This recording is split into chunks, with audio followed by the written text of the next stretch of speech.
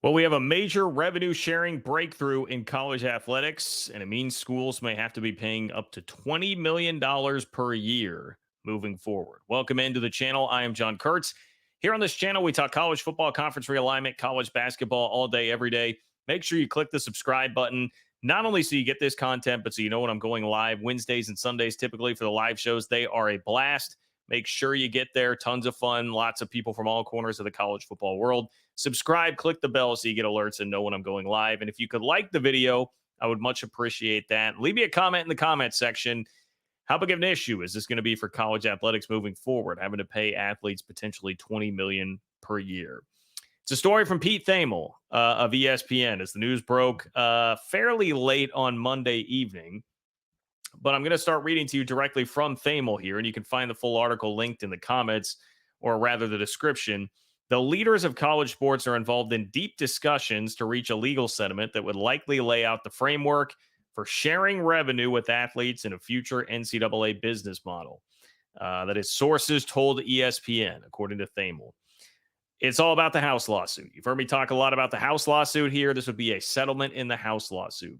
The NCAA and its power conferences are defendants in an antitrust class action lawsuit, House versus NCAA, which argues that the association is breaking federal law by placing any restrictions on how athletes make money from selling the rights to their name, image, or likeness. The case is scheduled to go to court in January of 2025 if the plaintiffs win at trial, right? So if the NCAA loses, the NCAA and its schools could be liable to pay more than $4 billion in damages, which has motivated many leaders across the industry to seek a settlement. Makes sense. That's not a cost that even split among all of the schools out there, and nobody is going to want to pay that. Nobody wants to be on the hook for that. Settlement was the only thing that really made sense. Now, Thamel says sources indicated a turning point in the discussions came last week in the Dallas area, where the Power Conference commissioners, their general counsels, NCAA President Charlie Baker, NCAA lawyers, and the plaintiffs' attorneys all met. Well, sources stress that no deal is imminent. Details about what a multi-billion-dollar settlement could look like are expected to be shared with campuses in the near future. So, okay, no deal is imminent, but this definitely is a big next step down the line. If you're going to start disseminating this information to different campuses, it's basically like getting people prepared for what may well be coming. And look, athletic departments have already been scrambling with this anyway, but now this will start to get very real. Like, hey, these are the parameters that we're talking about. You guys are going to need to be ready for this. Thamel says there are a myriad of variables to get to the finish line and still some obstacles and objections at the campus level, but sources indicate that progress has ramped up in recent weeks. So suddenly we're starting to move faster toward this. And I know it is a little bit jarring. Like, this could lead to a little bit more stability with the overall model of the sport in the future, but it's also, if you're a Big 12 or an ACC fan, the type of thing that could hasten a major advantage for the Big 10 and the SEC. A settlement would provide some legal relief for a college sports industry that's been peppered by lawsuits. It could also serve as a keystone piece for formulating a more stable future. With the settlement expected to cost billions in back pay for former athletes, it would likely also require the NCAA and conferences to agree to a system for sharing more revenue with some of the players moving forward. So this is where it starts to get scary when you think about the future of everything. It's not just having to get back pay for NIL athletes in the past, but it is, okay, if we're going to be revenue sharing moving forward, these other conferences have schools that are going to have 20, 30, 40 million more dollars than we do because of their TV deals and because of the college football playoff deal. That's easily where they can just kick in some money to have advantages over what they can pay their players versus what you can pay your players. Because sources indicated the top end revenue share number per school, once it's determined, would be in the neighborhood of $20 million annually. It does add that that is yet to be settled. But $20 million annually is a pretty hefty price tag for athletic departments to figure out and come up with. And that's literally most of the difference, a good chunk of the difference in the TV deals there. If you're Vanderbilt, you can just kick in your extra $20 million right there, and you've got a $20 million head start on Florida State as of right now, being in the ACC, right? Whatever number is set by the settlement, individual schools will be able to opt in to share revenue up to that number with the student athletes at their discretion. They could choose to share less, but not more. So there would be like a salary cap, I suppose, of sorts on that.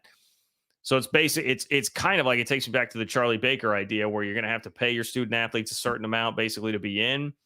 The threshold works differently here, but if you're going to be competitive, I mean, look, the top schools will take the 20 million and say, yeah, come here. You're going to get as much money as you possibly can, student athletes. So everybody else would have to step up in kind, or you're going to be at a disadvantage there.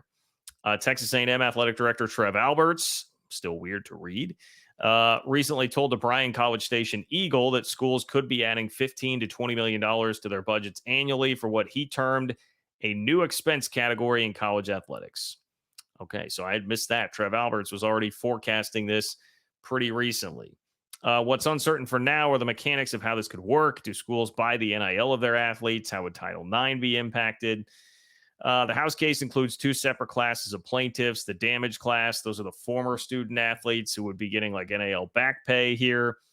But there is also the injunctive class, which would be current college athletes who argue that any existing restrictions on NIL are basically illegal.